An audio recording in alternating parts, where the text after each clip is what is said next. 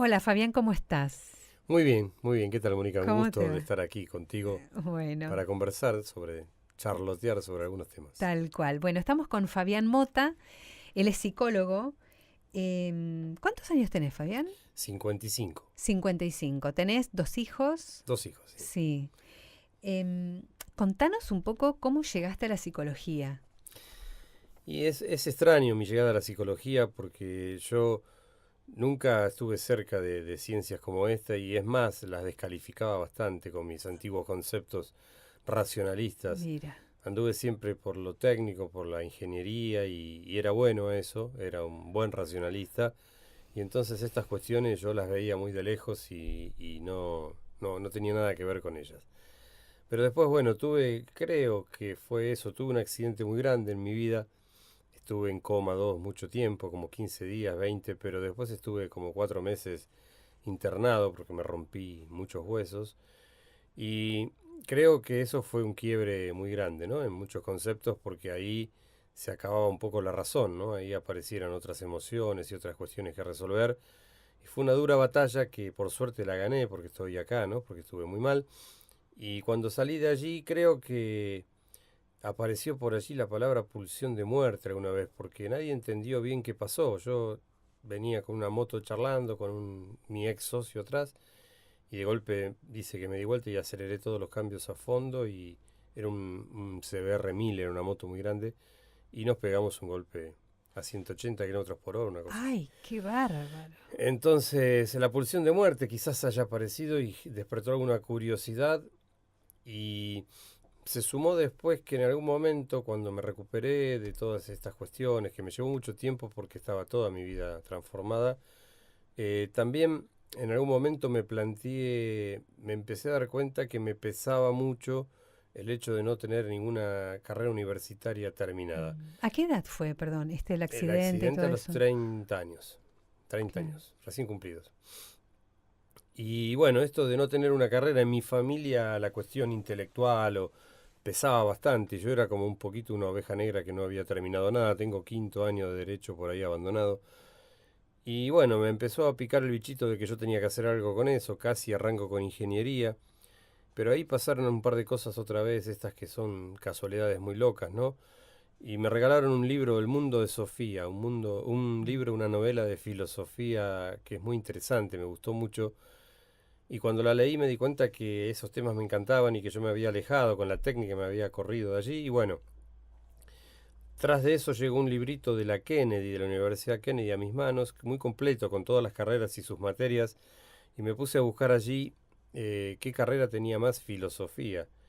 Ah, Y busqué y era psicología. Dije, no, ah. no, psicología no. ¿Y por qué no estudiar filosofía de una? Y porque era un poco, estaba medio indefinida esa cuestión, no es como que no estaba claro, había que ir a la UBA, no me acuerdo que Mm, yo estaba laburando mucho, no estaba en condiciones de plantearme una cosa muy liberal. Volví a leer ese manual y bueno, había psicología uno 2 antropología filosófica uno 2. Lo pensé unos días, lo pensé y dije, bueno, voy a hacer un intento, me voy a dar un año de tiempo. Si me gusta, continúo. Si no, no pocos meses porque yo era peligroso. Yo quizás arrancaba 2 meses y después dejaba. Y me hice ese planteo, ese compromiso conmigo mismo y dije, me voy a anotar en psicología. Imagínate que mi familia, mis amigos dijeron, este está totalmente loco. Deja los fierros, deja la industria, que me iba bien con eso. Y bueno, arranqué ese año, en el año 1998 fue eso. Y la verdad que cuando transcurrió ese año me encontré con un gusto muy grande, con una pasión que se había despertado por esa lectura y cambió el concepto de la lectura, ¿no? Yo en derecho leía porque había que estudiar, pero acá leía por gusto y la verdad que cuando llegó diciembre terminé con muy buenas notas y eso me inspiró y dije, esta es mi carrera. este es mi lugar.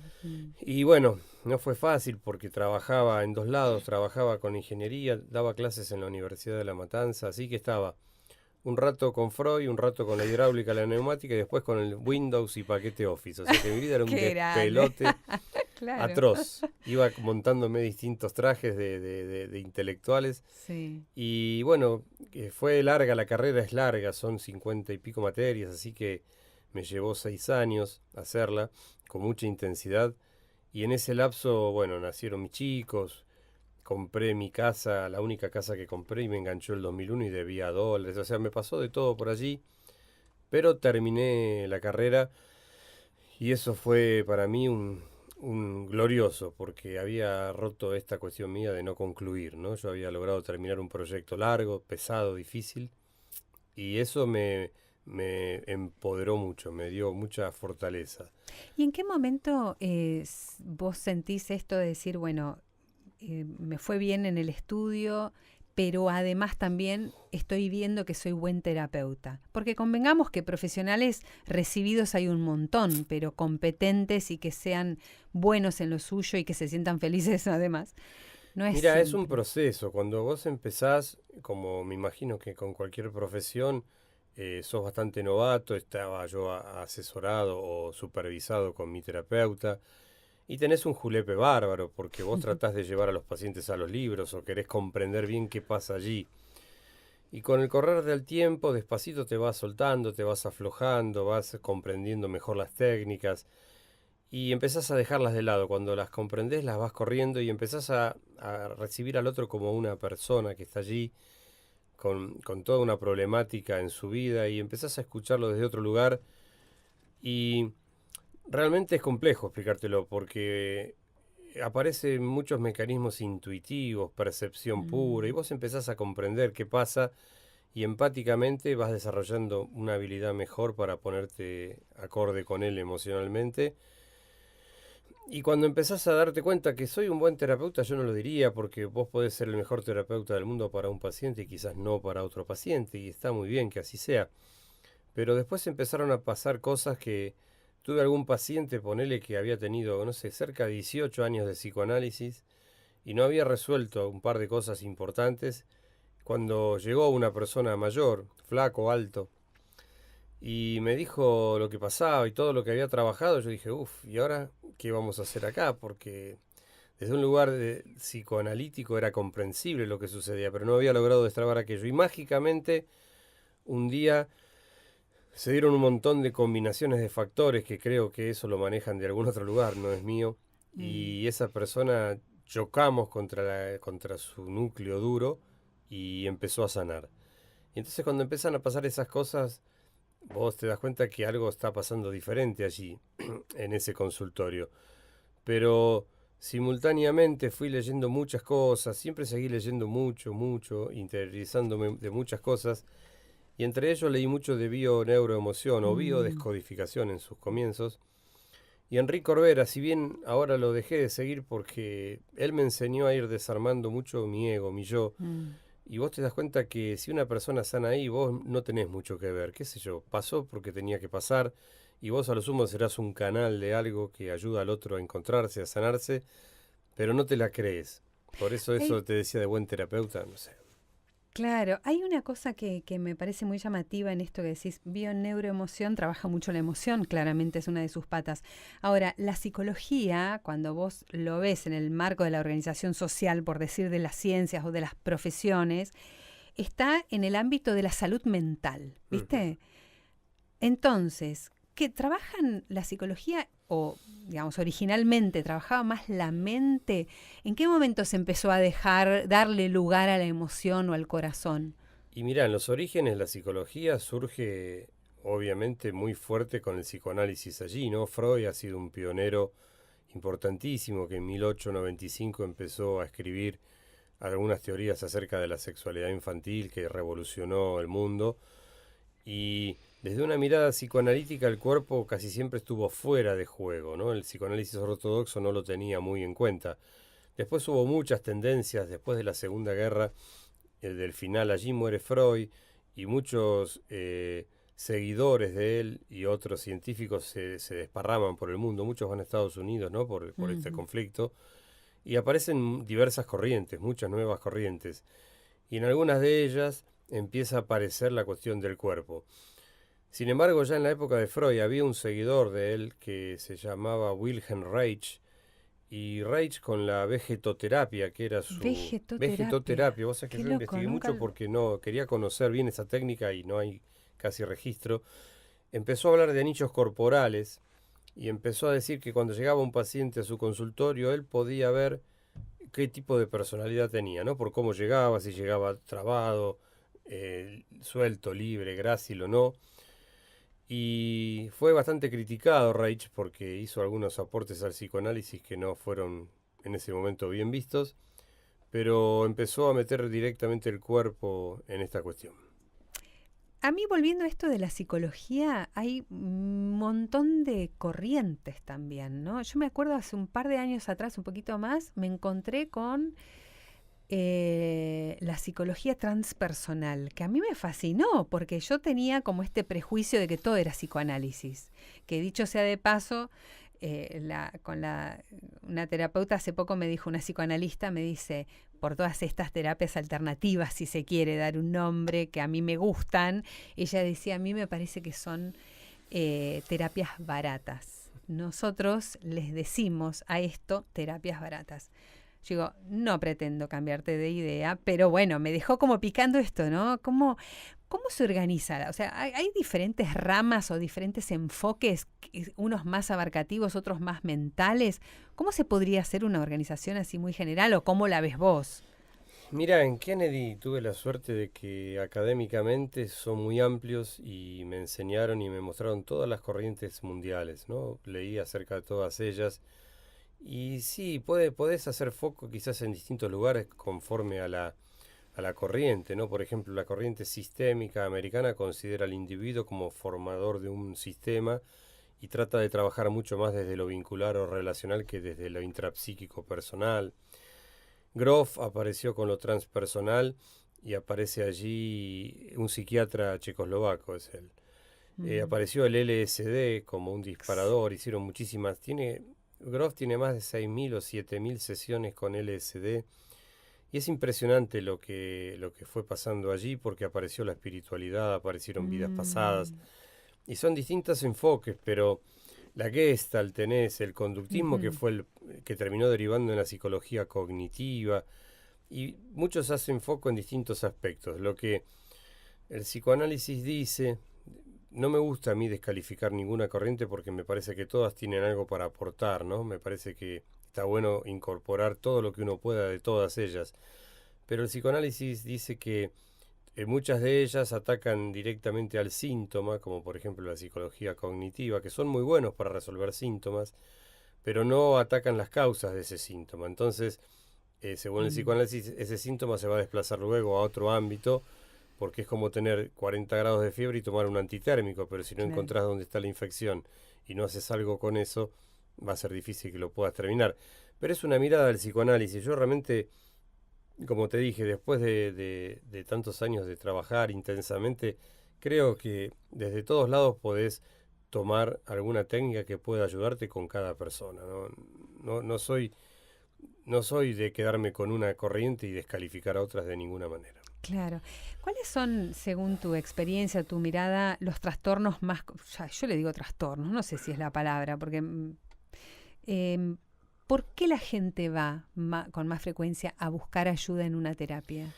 Mira, desde mi mirada lo que siempre sucede es que hay angustia, aparece un montante de angustia que termina complicando muchas áreas de la vida de esas personas.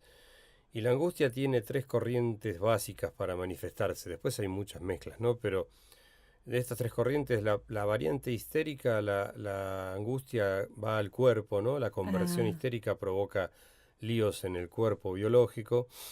La tendencia fóbica suele empezar a instalar miedos a determinados objetos o situaciones o animales o circunstancias y de esa forma trata de conjurar esa angustia. Ya no es angustia libre, sino lo que pasa, yo le tengo miedo a los estadios llenos de gente.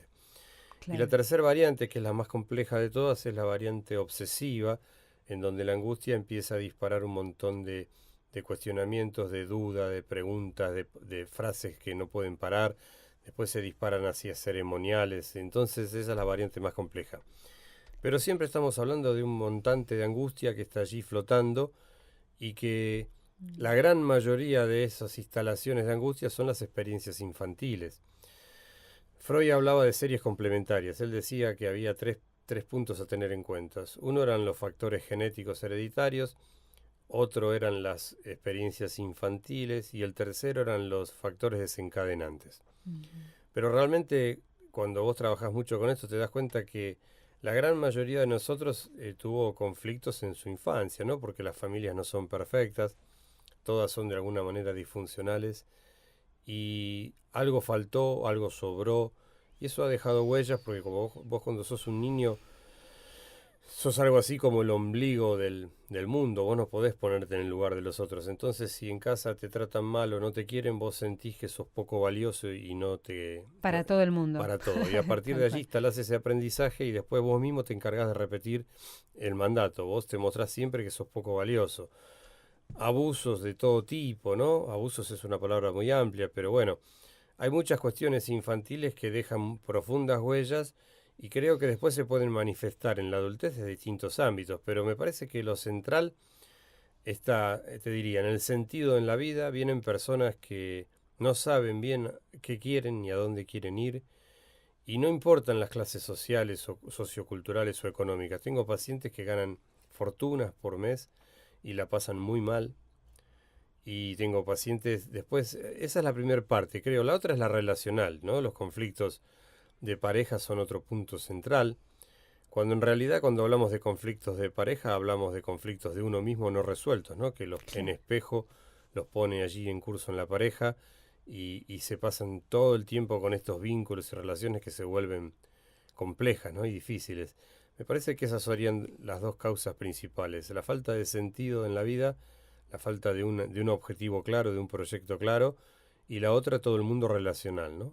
Cuando vos hablás de que se nos instala en la infancia la mayoría de la conflictiva, ¿cómo encaja ahí esta mirada que tiene Enrique Corbera del transgeneracional, de los programas que traemos de nuestros ancestros, de la madre, del proyecto Sentido? ¿Cómo resolvés? Y eso fue amplio, ¿no? Eso amplió todo el margen de lo que uno había estudiado, pero me parece interesante como complementario. Yo jorobo con muchos de ellos, tengo maestros espirituales, tengo otros que andan con bio-neuroemoción, y yo digo, primero déjenme que yo atienda al paciente y tratemos de solucionar las conflictivas de este plano, de esta vuelta y de lo que sucedió acá. Muchas personas cuando resolvemos eso mejoran mucho su calidad de vida y se dan por satisfechas.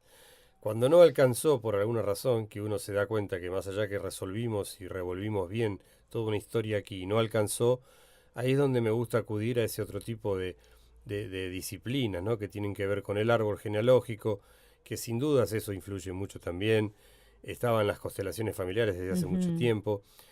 También leí mucho a David Hawkins, que Corbera me acercó a él, y el inconsciente biológico también es muy interesante estudiarlo, el cuerpo siempre sabe. Entonces, primero me gusta agotar los recursos que uno tiene desde esta historia y este plano. Si no es suficiente, bueno, ahí acudimos a otros planos y a veces con eso uno logra terminar de desenganchar a una persona de su ancla, ¿no? ¿Tenés terapias o recursos terapéuticos preferidos? Por ejemplo, vos decís, bueno, con este paciente con el que vengo trabajando me gustaría que pueda trabajar con este otro tipo de abordaje, no sé, la numerología, hablamos recién, la bio-neuroemoción. ¿Tenés como algunos preferidos?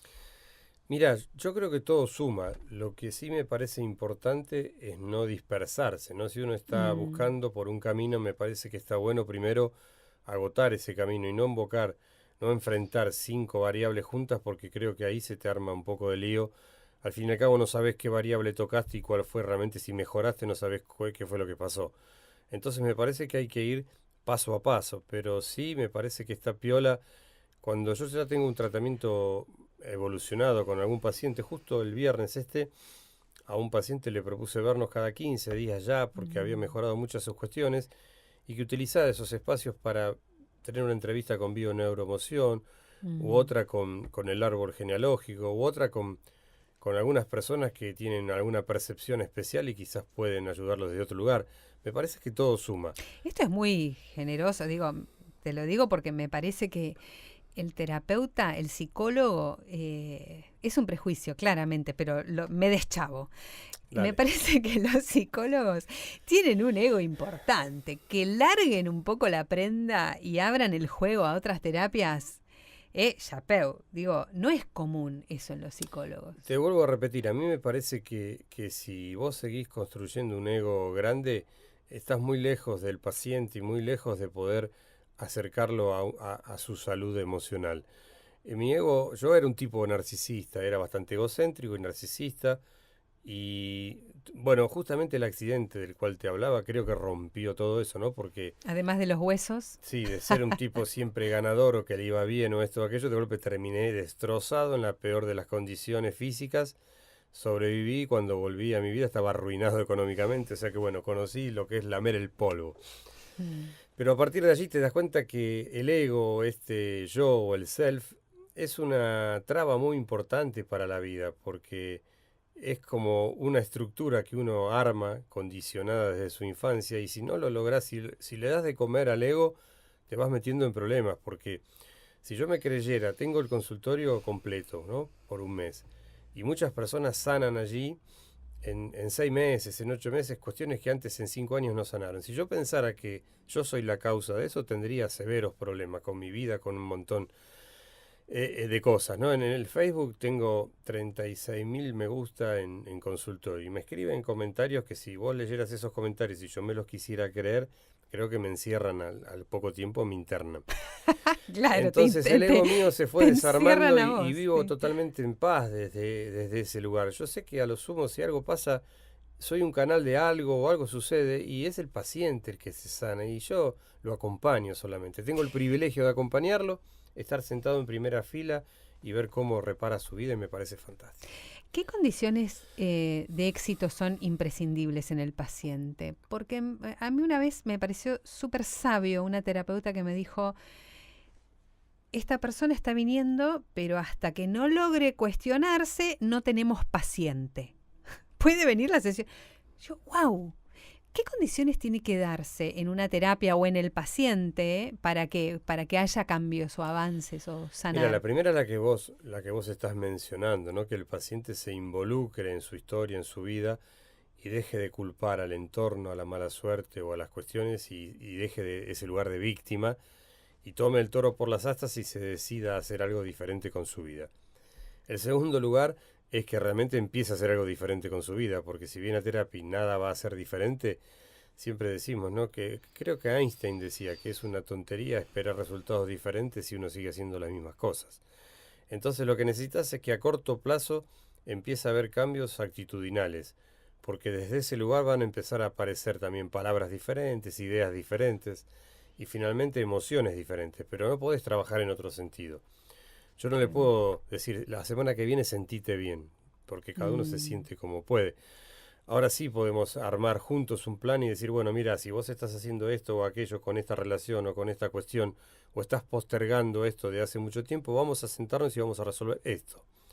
Y sí, ahí les pido que trabajemos. Si veo que un tiempo no sucede nada, lo fogoneo bastante para que algo pase y si no quiere arrancar, bueno, será un momento de derivarlo o ¿Te ha pasado de tener que decir, mira, hasta acá muy llegamos, yo no pocas puedo o veces. vos? Ajá. Muy poquitas veces. Realmente, sí, ahora con un paciente hace muy poquito lo derivé y le dije, realmente si vos, fui un poco duro, pero no hacía nada diferente. Un empresario que la estaba pasando muy mal, muy mal, muy mal, y vino con 2 o 3 médicos, ¿no? Todos tienen problemas primeros de corazón, después problemas Mm. digestivos, de reflujos. Y cuando estábamos en 3, 4 meses de terapia ya tenía un médico de hormonas porque no había más testosterona, estaba impotente, se le estaba empezando. Entonces seguía agregando profesionales y digo, si vos seguís haciendo lo mismo que estás haciendo, no van a alcanzar los profesionales. No logró, no logró, no logró. Dije, mira, me parece que no tiene realmente mucho sentido que sigas gastando dinero y tiempo acá. Si no vas a cambiar de actitud, te van a sacar un día, pero de otra manera, te van a sacar de otro modo. Claro. Y bueno, fue duro quizás, pero yo preferí que tratar de sacudirlo a ver si tomaba conciencia de que de ese modo no iba a poder cambiar nada en su vida. ¿Y pudo? Lo derivé a profesionales más desde el ámbito espiritual, que quizás eso le da una Mm. herramienta distinta, pero lo veo difícil porque está con una estaca empacado en resolver las cosas de un modo que no tienen solución y si no sale desde ese lugar, la vida se va a encargar de hacerlo chocar con lo que tenga que chocar definitivamente, quizás para que comprenda. un día si no entiende puede ser la muerte, pero le van a dar otras oportunidades con un grito más elevado, veremos.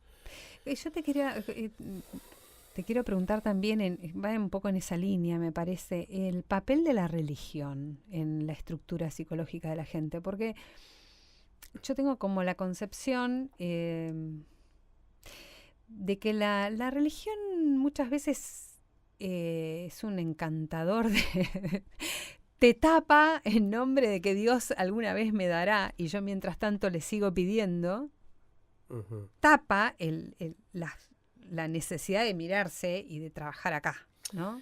Pero las personas que le piden todo el tiempo a Dios, yo creo que no son religiosos, sino son mendigos. ¡Wow! Me parece Anotate esta, Cata. que habría que diferenciar muy bien lo que es la espiritualidad de la religión. Cuanto más espiritual te volvés, más te apartás de cualquier dogma, de cualquier religión que te manda a hacer determinadas cosas para que seas buena persona y no seas una mala persona. Yo creo que muchas de las personas muy religiosas tienen que ver con que están siempre buscando al Dios Padre, ¿no? A un papá o a una regla que lo mantenga estable de alguna manera porque se siente que... No te olvides, mirá qué violento que la primera junta militar en el año 76, Videla, Agosti y Macera, iban todos los domingos a misa a las 7:00 de la mañana y se confesaban. Y vivían matando gente. Y esa confesión quizás ellos sentían que los liberaba de la culpa. O sea, fíjate hasta lo patológico que puede llegar a ser una cuestión de una fe ciega sobre cualquier cosa, ¿no? A mí me parece que yo a cada día, como te dije en algún momento, me acerco un poco más a la espiritualidad. Me parece que la vida tiene muchos planos que yo antes no los podía ver porque era muy racionalista, pero no me gustan tampoco las religiones. Que también no quita que si a una persona le hace bien ir a una iglesia y a cualquiera que quiera y tener cualquier ceremonial, ¿no? Rezar o lo que quiera hacer y eso le hace sentir bien, me parece fantástico. Claro, y hay muchos ámbitos de acción social dentro de las iglesias, donde Totalmente. Yo no tengo contra, sí. no estoy en contra de nada, pero también fíjate que la Iglesia Católica está minada ahora de abusos y de violaciones y de cosas que decís, pucha, ¿no? Qué contradicción, porque se supone que vos les das poder a estos hombres que representan a... No te olvides que las religiones son humanas, esa es la gran macana. Claro, no son, Está el digamos, mundo divinas. humano Sí, sí, siempre sí. metido allí. A mí me parece que nos podemos comunicar con cada uno con el Dios que queramos de manera directa. No hacen falta los intermediarios. Eso siempre te cobran comisión, siempre te joroban. Te cobran comisión, muy Conectarte bueno. directo con tu Dios, con el Señor, con el universo, con lo que quieras, que está en todas partes. Claro. Me llevaste a otro tema que me encantaría conocer tu mirada, que es el tema del conflicto sexual. Yo creo que tanto en la iglesia, sacando de ahí la idea ahora, el tema de los abusos, está toda esta movida a nivel social de protección de la mujer, de revalorizar el espacio de la mujer, pero tiene como digamos, el punto de encuentro de muchos de estos temas del patriarcado tan criticado y tan puesto, digamos, sobre el escenario, tiene como hilo lo sexual. ¿Qué es el sexo en la vida de la gente? Yo, ya que voy a darte solo mi mirada, mi humilde mirada, ¿no? Esto no define nada, pero a mí me da la sensación que la sexualidad es una parte sumamente importante en la vida de las personas, ¿no? Me parece que allí se juegan muchas emociones, muchas pasiones, muchos sentimientos, mucho de lo más central de lo que un ser humano lleva dentro de sí. Y por eso me parece muy loco que las religiones hayan censurado de tal modo a todo lo que tenga que ver con la sexualidad. Me parece que la sexualidad bien libre, bien abierta, bien disfrutada y bien vivida, me parece que es un don maravilloso que tenemos los humanos, porque ¿puedo ser un poquito guaso? Sí, Al fin y al cabo, vos fíjate que cogen todos. El tema está claro, que muy pocos disfrutan, muy pocos las pasan bien. Entonces, ¿qué estamos haciendo con esto, con este claro. reglamento que ponen? A mí me parece que la sexualidad bien vivida entre adultos y con cuidado me parece que es fantástica. Y con esto que decías antes de lo que sucede hoy con esta ola de defensas de un montón de derechos de la mujer, creo que está funcionando como un péndulo, que quizás estuvo Mm, desde un lado en algún momento y cuando ahora se soltó, se pasó para el otro extremo, pero me parece que no tampoco dan las condiciones aquí, porque también tengo muchas pacientes o muchas mujeres conocidas que dicen que no hay hombres hoy, porque son mujeres de 40 años que han desarrollado mucho intelecto, que son profesionales y que tienen la economía resuelta. Y son tan activas y tan fálicas que no le han dejado un lugar al varón. Entonces el varón no lo encuentran. El varón no aparece. Pero me parece que también es porque este lugar tan activo y masculino que desarrollaron las mujeres creo que condicionó el encuentro. Me parece que es fantástico remarcar los dones masculinos y los dones femeninos y no compararlos ni a ver quién es más fuerte o quién es mejor, sino complementarnos, que me parece que eso es lo mágico, ¿no? Somos naturalmente diferentes, tenemos características muy diferentes, pero totalmente complementarias. Entonces lo interesante está en encontrar en lograr un punto de encuentro, no de disputa de género, a ver quién... Sí, sí, yo creo que como dijimos hoy de la moneda con dos caras, el abuso y el abusador y la abusada, los pongo incluso en géneros, que es lo más común, eh, también habla de una patología de los dos lados.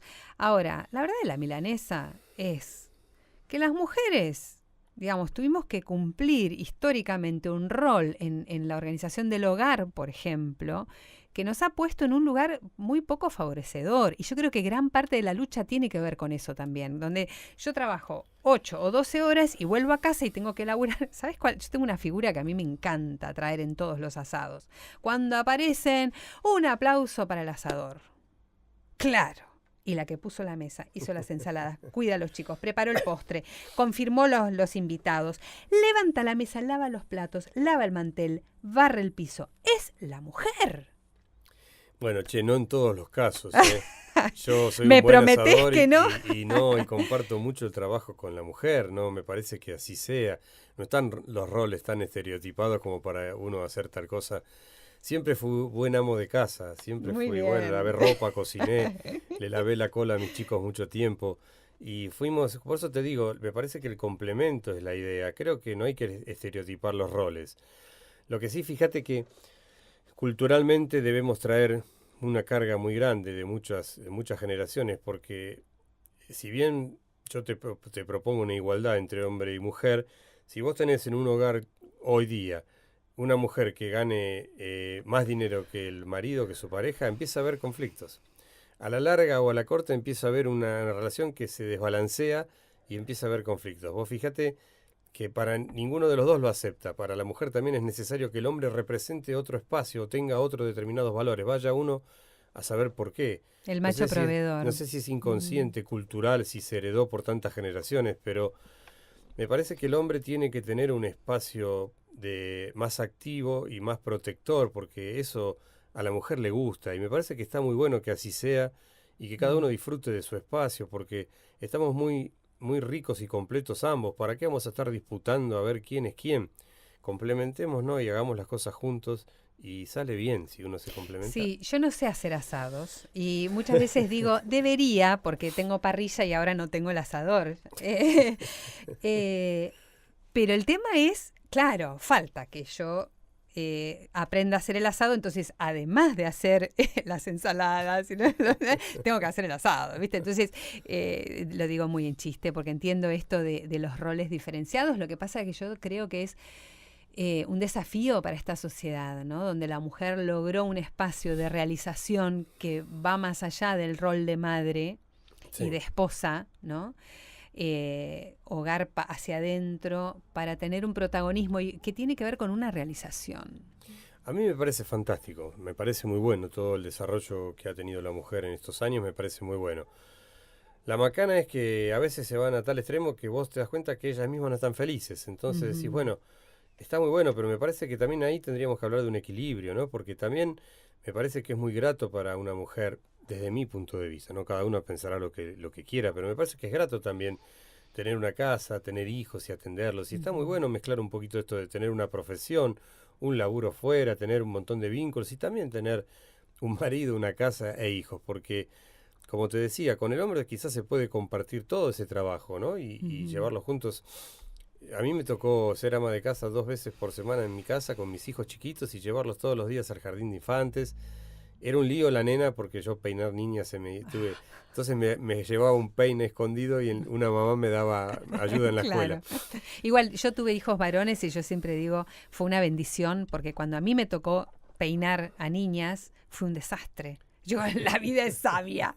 Me dio varones y ya está, me lo resolvió. Sí. Pero por eso te decía, en casa no se vivió eso con tensión, porque mi ex mujer también es profesional y ella tenía su laburo y yo el mío, y complementábamos, turnábamos, y estaba muy bueno para mí como hombre también compartir todos los ámbitos, porque estaba bueno conocer también toda la dinámica de una casa internamente, ¿no? Me gustó mucho. Te saco de este tema. ¿Todas las personas deberían analizarse o hacer terapia? Lo de deberían sonó fuerte. A mí me parece que un marco terapéutico habría que quitarle quizás el lugar que tienen en la voz pública, ¿no? En la voz populi, de que van los locos o que ahí van las personas que tienen problemas. A mí me parece que cualquier ámbito terapéutico te da una oportunidad de aumentar mucho tu autoconocimiento, y cuando vos te conoces mucho mejor a vos mismo, podés realmente desarrollar potencialidades tuyas que todavía no salieron a la luz, y podés arrimarte a ser la mejor versión de vos mismo que puedas ser. Me parece que ese sí es un mandato de la vida y de la naturaleza, ¿no? Que cada uno de nosotros llegue a ser la mejor versión de uno mismo. Y para eso creo que un marco terapéutico ayuda mucho.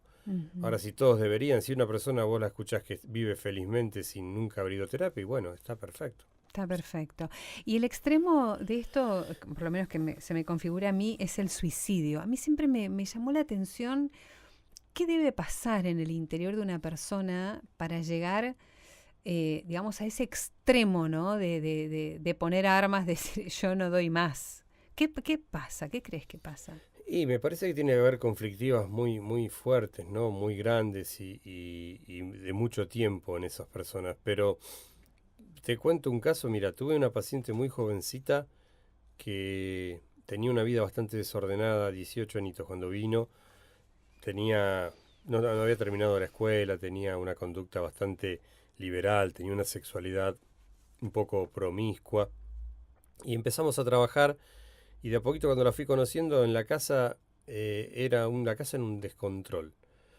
Un descontrol. El padre y la madre habían estado separados casi toda la vida, pero viviendo juntos.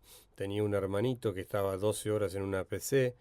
El padre dormía solo en un cuarto con 4 perros adentro del cuarto que defecaban adentro del cuarto. Era todo un descontrol terrible. Cuando empezamos a escuchar esa historia, bueno, lo primero que apuntábamos era ver cómo ella podía conseguirse un buen laburito y salir de allí y alquilar un departamento. Realmente lo logró, consiguió un buen trabajito y empezó a buscar, encontró un lugarcito para alquilar, y la mamá la acompañó a comprar 2 tacitas, a comprar 2 sillitas, la acompañó contenta. Al cabo de 10 días, cuando ya estaba a punto de mudarse, la madre un viernes se descompuso mal, y habían comido todos, comían todos separados, pero habían comido todos la misma pizza, así que bueno, le pusieron buscapina o alguna otra cuestión, la devolvieron a casa, dijeron que era una indigestión, que se iba a poner bien. El lunes tuvo de vuelta un brote muy complejo, la internaron y el lunes a la noche falleció. Una mujer que nunca había tomado un solo medicamento, que nunca había pasado nada. Falleció porque la única sostén coherente de esa casa, de ese sistema, era esta chica que se iba. Y fíjate que para ella era más fuerte lograr separarse de este tipo, no lo pudo hacer de ninguna manera, y antes que eso inconscientemente eligió morirse.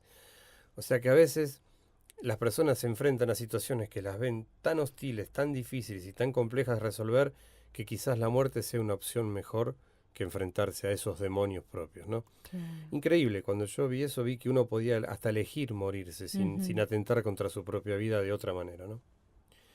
Qué bárbaro. Fabián, ¿qué es la felicidad para vos?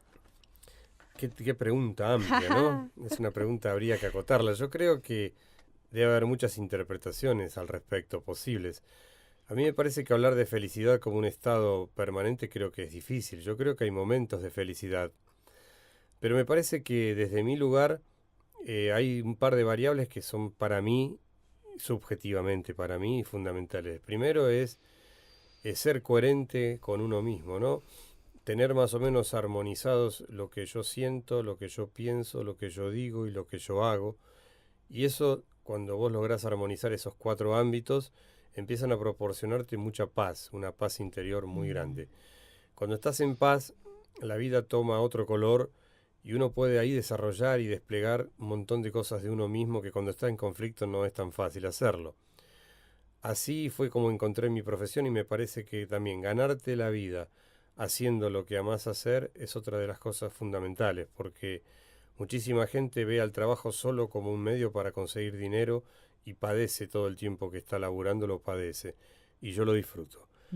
Y creo que cuando estás en esas condiciones y lográs ese estado del ser, también te predispones para tener vínculos con una persona sanos, que yo realmente hoy tengo una pareja que suma todo el tiempo, que no hay conflictos, jamás hemos discutido, porque a lo sumo podemos intercambiar alguna opinión, pero no ¿Hace es cuánto que necesario. están juntos? Porque ahí está la prueba. Y 5 años, 5 bueno, ok. añitos ya. Creo que pronto irá para 6. Genial. Fabián, te agradezco muchísimo. No, pero por nada, Me Mónica. parece que vamos a tener oportunidad de Como seguir dijo Jiménez, me conversando. dejás a mí acá hablando, me tenés que... Claro, te tengo que poner en voz alta. No, al contrario. A mí me quedan 1000 preguntas más, pero bueno, ojalá que podamos repetir Pero este dale, espacio. Mónica, a mí me encantaría. Me tenés que después contar bien qué haces, a dónde apuntás, cuál es tu Sí, plan sí, en y eso cómo estamos. pensás desarrollarlo. Antes de irnos, Dale. ¿dónde la gente te puede encontrar a vos? Mirá, encontrarme, yo tengo mi consultorio en Ramos Mejía, pero donde me pueden ubicar es en Facebook, en Ajá. consultorio, aparece como LIC Fabián Mota, Mota con doble T, y el consultorio está en Ramos Mejía y el teléfono es 3529-4014, el de mi consultorio, 3529-4014, y mi email es fabianarielmota con doble T, @hotmail.com. Excelente. Buenísimo. Fabián, te agradezco muchísimo. Por favor, para mí fue un gustazo charlar contigo. Bueno, nos seguimos viendo. Dale.